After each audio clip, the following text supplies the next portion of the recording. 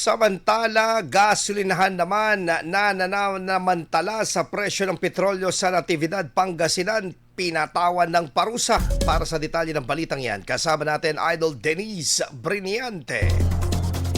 104.7 IFM Report. Nabigyan ng notice of violation ang isang gasolinahan sa Poblacion East, Natividad, Pangasinan matapos lumampas sa itinakdang price range ng Department of Energy o DOE ang pagprepresyo nito ng diesel at gasolina. Ito ay matapos ang sinagawang monitoring ng Business Permits and Licensing Office o BPLO, DTI at PNP noong Lunes, Marso 9, 2026. Ayon sa ulat, ibinebenta umano nito ang diesel sa halagang 75 pesos kada litro na mas mataas ng 8.41 pesos.